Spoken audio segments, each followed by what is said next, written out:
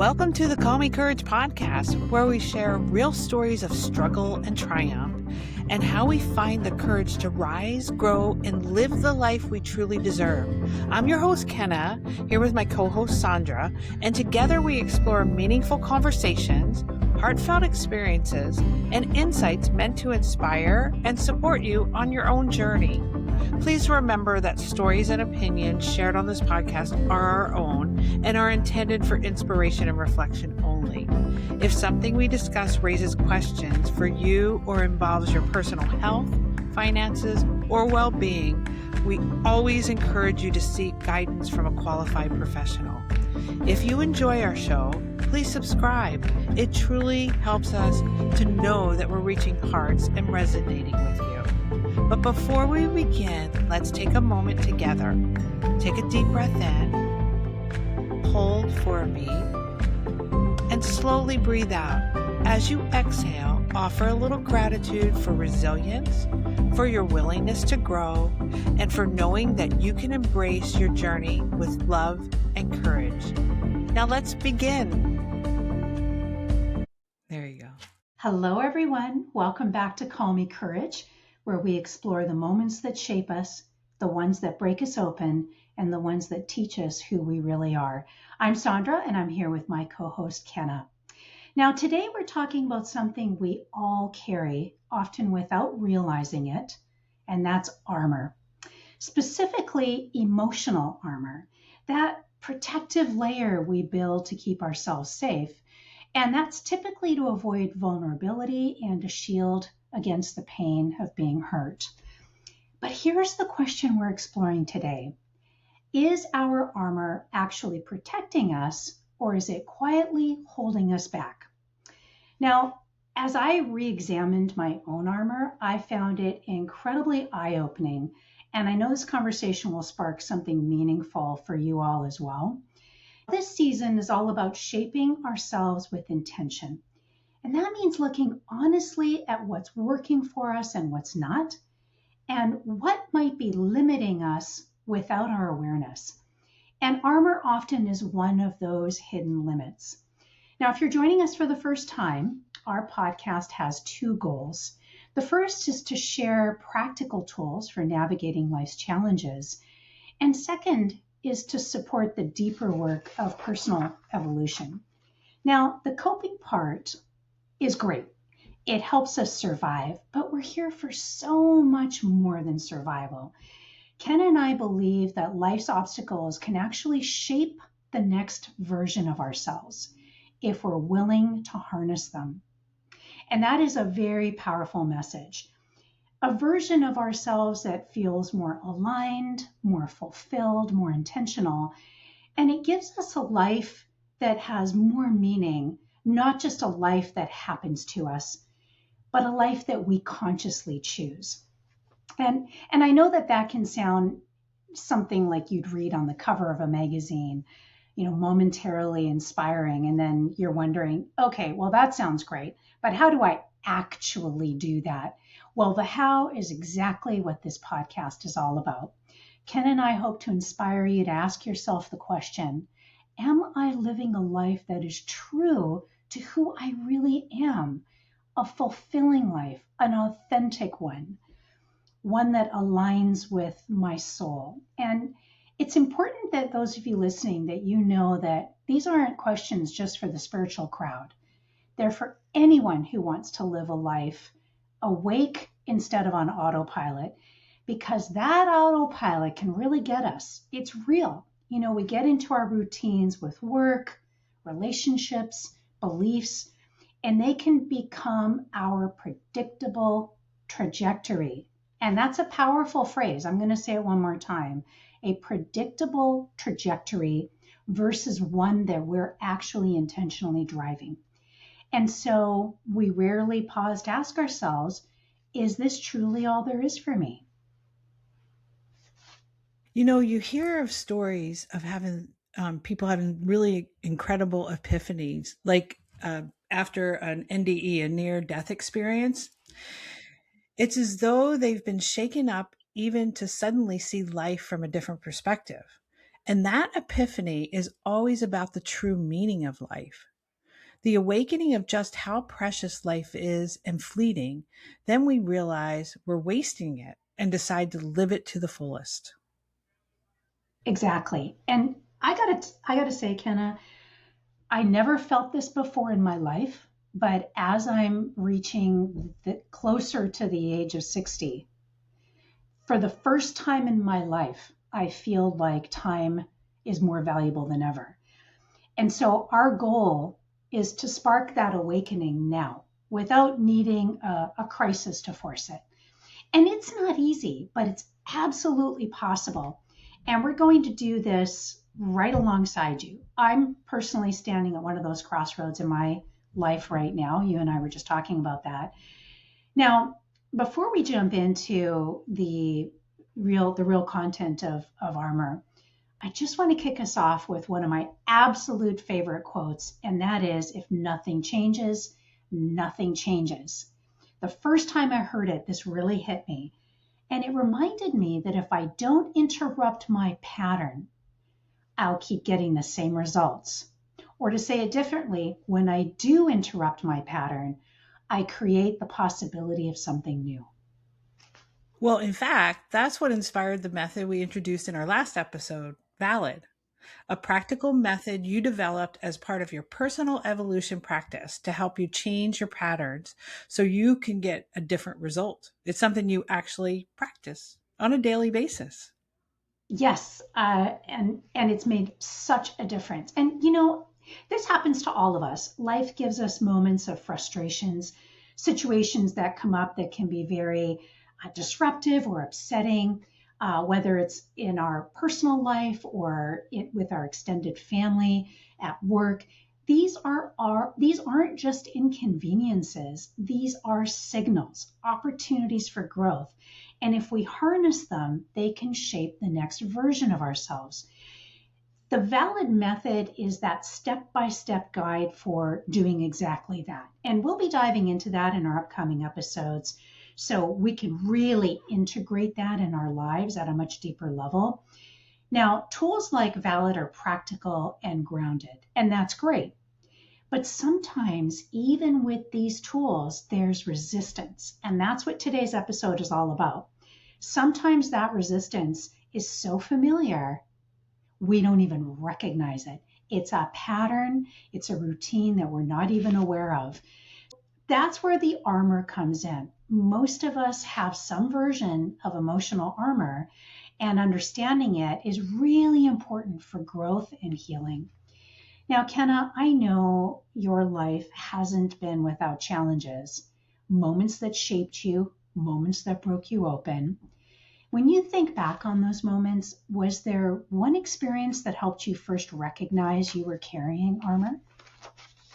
Well, Sandra, to tell you the truth, I didn't even think I had armor until I listened to Brene Brown's book, Strong Ground. I absolutely am one of her biggest fans. I'm sure there's other biggest fans out there, but I could listen to Brene Brown all day long. And so the latest book, though, that I listened to was Strong Ground. And there's a section where she talks about rumbling. This is Brene's way of describing those tough, honest conversations that we need to have. She explains that in order to really show up in those conversations, we have to start releasing the armor we wear because most of it is really just a defense mechanism. Interesting. Now, when you first heard her talk about armor, what was going through your mind? Did anything in you immediately resonate, or did it take a moment to land? Well, at first, I honestly did not think I had the armor. My mind immediately went back to my corporate career because most of Brene's work is focusing on helping organizations transform their workplace culture. So I reflected back on those years and thought, I don't think I wore any armor. But then she said something that really made me pause. She talked about how most of our armor is built in childhood. When she said that most armor is built in childhood, what shifted for you internally? Did that bring anything up for you? Well, what I realized is that my armor is lying. It's as a child, I was a liar, not in the way people usually think of liars. My lying was about protection. It was about how I kept myself safe. I learned to not share my feelings because this could actually hurt me. Many of us carry the quiet weight of a difficult childhood, and mine was no different. Very early on, I discovered that pretending was safer than being seen. I learned to tuck the truth away and offer up whatever words would keep my mother calm or happy. I didn't want to deceive. I just wanted our small world to be quiet. For me, lying was simply the price of peace. I've listened to many of Brene's books, and not until I heard her talk about armor in her book, Strong Ground, did I realize that my lying was my armor. I had always seen those lies as acceptable, almost necessary. They actually helped me survive my childhood, and I continued on throughout my adulthood. As I reflected more deeply, I realized something important. Whether we are lying to someone else or lying to ourselves, it still keeps us from living authentically. And the same time, I was having compassion for the younger version of me. I truly don't know how I would have made it through childhood without those coping mechanisms. That was the armor I needed at the time. Don't have examples for all the 11 armors that Brene describes in her book. For me, my armor showed up as hiding the truth, sometimes from others, sometimes from myself. I had this tangled belief that certain lies were necessary, and that belief was rooted in my childhood. Today, I don't live with that anymore. I work very hard to live authentically, but if I'm being honest, the one place where a bit of armor still shows up for me is my silence. I'm not always the best at expressing my negative feelings. Sometimes I simply just don't say anything. Part of me feels that if I have to tell someone how I expect to be treated, then it loses its meaning. Maybe that makes me a little stubborn, not just a little, but I believe respect should be a mutual and natural. I try very hard to treat people with kindness and respect, and I hope the same in return. And when I think about my 6-year-old self, I wouldn't change her. I wouldn't tell her to be different. She did exactly what she needed to do to survive the dynamics of our home life. Even then, I tried to make life as cheerful as possible. I never wanted to put the weight of my feelings onto anyone else. I didn't share my emotions with my parents because I didn't feel safe doing that. And if I'm being honest, the sense of emotional safety is still something I'm learning in life today. Vulnerability is still a work in progress for me. But recognizing the armor we once wore is the first step towards slowly setting it down. So that was my aha moment about armor. A little bit long, but that really was wow. I was a liar. Thank you for sharing that, first of all. It's a tender and powerful story, and it captures a child doing exactly what she needed to do to survive. And I know you're not alone. So many of us would have gone through difficulty in our childhood and developed ways of protecting ourselves. But I want to pause here because this is where I want our listeners to really lean in. No matter what kind of childhood we had, we all learned ways to cope and navigate home life, school, extended family, everything. And what's critical is knowing two things. First, that child version of you interpreted what was happening and survived however it could. So take a moment to acknowledge what that child experienced and what it took to get through whatever situation that child found itself in. And then secondly, to have compassion for that child. I mean, how many of us really pause and do that? Maybe even visualizing ourselves as a child and really feel whatever we were experiencing at the time. And I openly admit, Kena, this is extremely difficult for me to do for so many reasons. Now, we try to say this in every episode, and this is really important. If we're carrying trauma, if you're carrying trauma, please get support from a trained professional as you go through this process. Because going deeper, even though it can be healing and it's absolutely worth it, You shouldn't do it alone, as trauma can be extremely difficult. It can bring up a lot from the past, and we recommend you work with a trained professional. Now, for me, one of the difficulties I experienced was being bullied in school. And not only was I terrified of being beaten up, that was kind of part of it, but the other part was I felt humiliated. I felt rejected. I was cast out like something disgusting. I genuinely felt like a diseased monster. And I know that sounds silly, but that is really how I felt. I felt ugly. And it was very clear to me that I didn't belong and I wasn't wanted.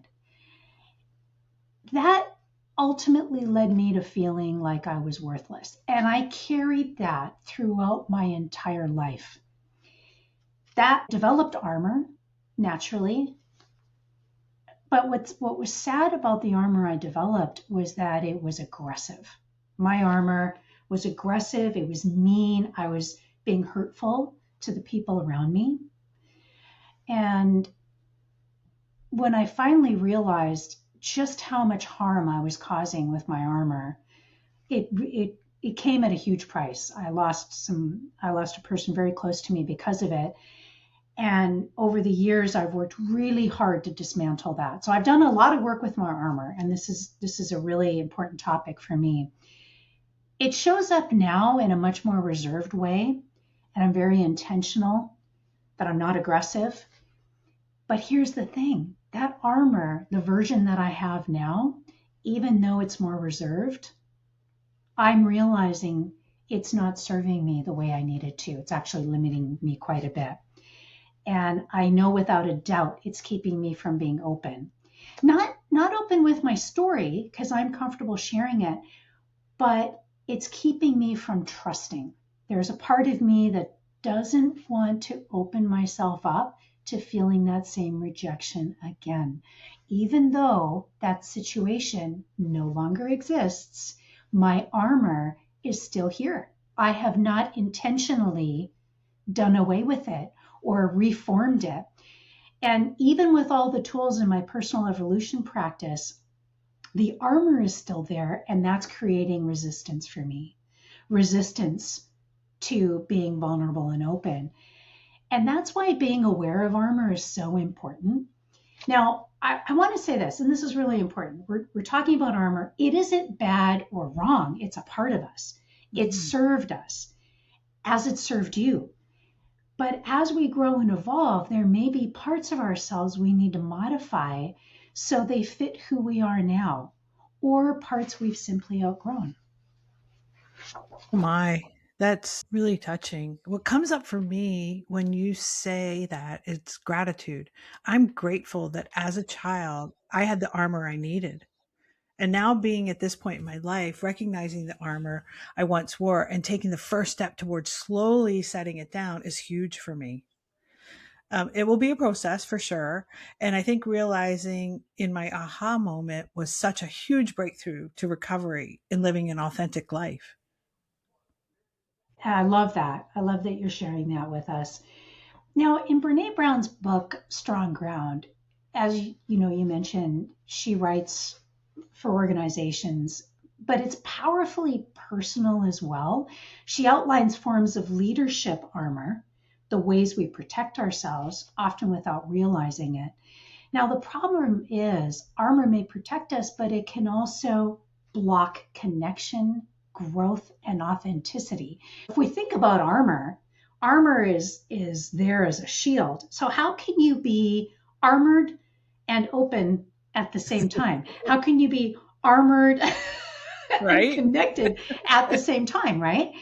Now, what I love about how she positions this contrast between armored leadership and daring leadership, so there's the two sides, right?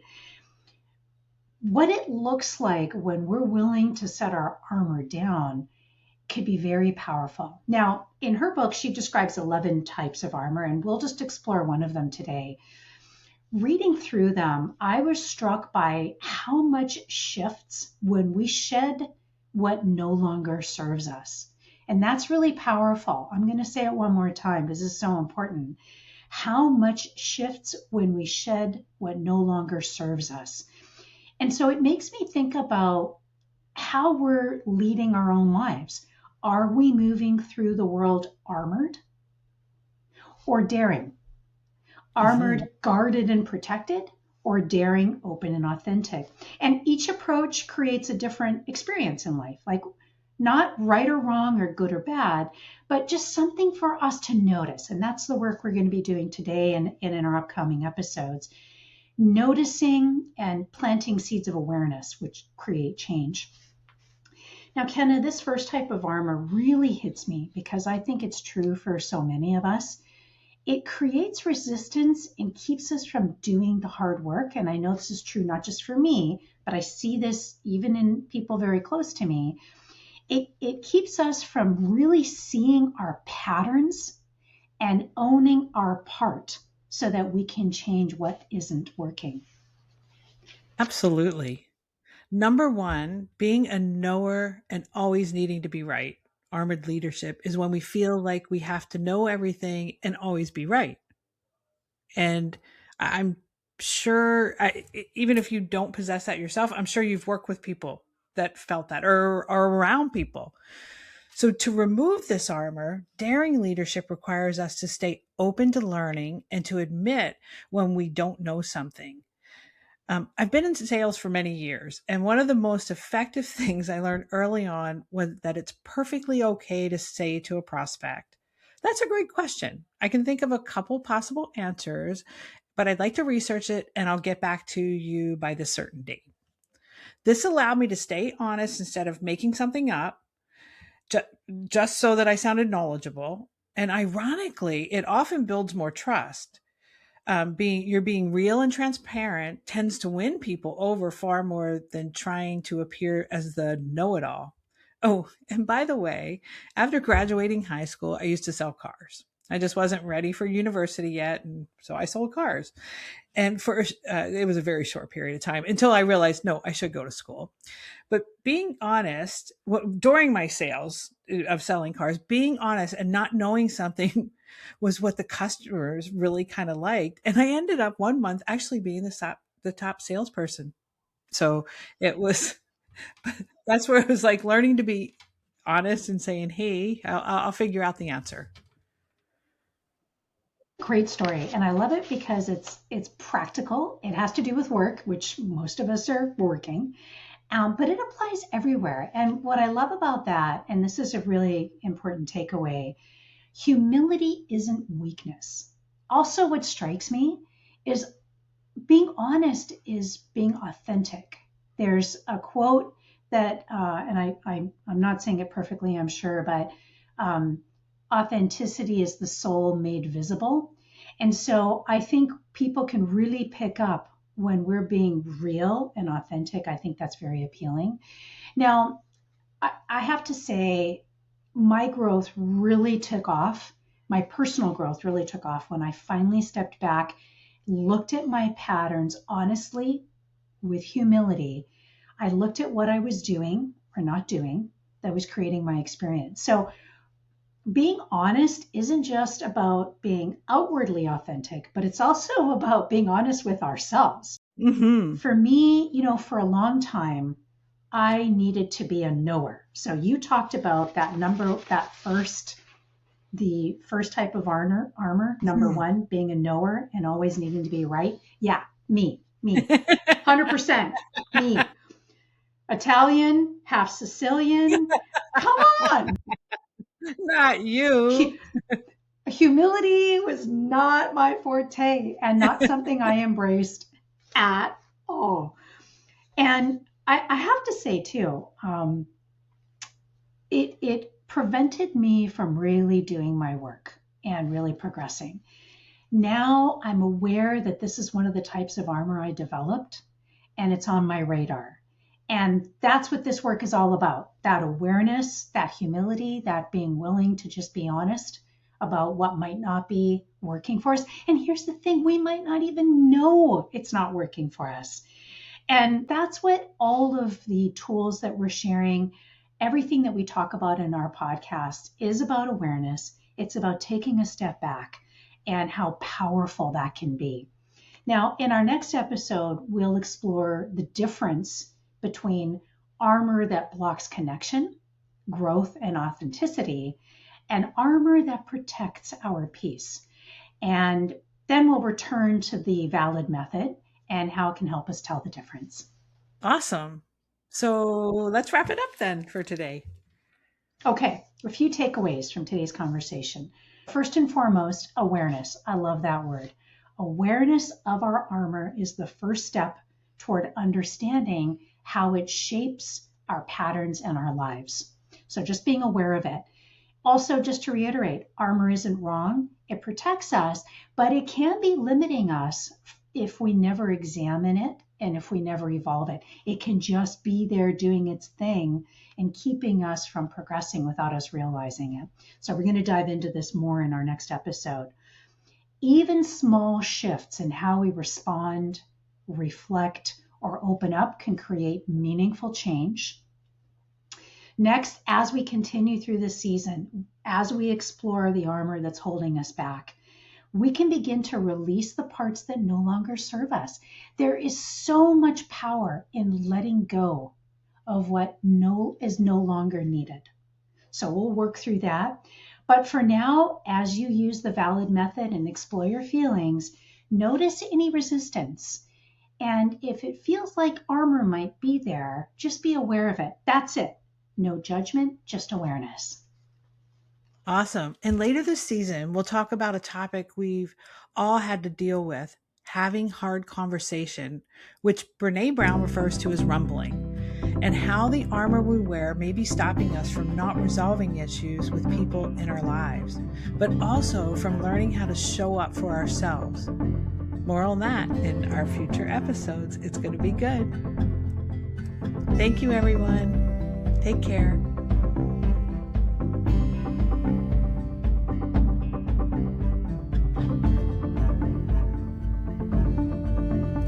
Thank you for spending this time with us on the Call Me Courage podcast. We hope today's conversation offered you something meaningful, a moment of reflection, a spark of inspiration, or simply the reminder that you are not alone on the journey. If this episode resonated with you, please consider subscribing, leaving a review, or sharing it with someone who may need a little courage today. Until next time, be gentle with yourself, trust your path, and remember, courage goes hand in hand with fear. Do your best to move forward. Your strength lies within. Until next time.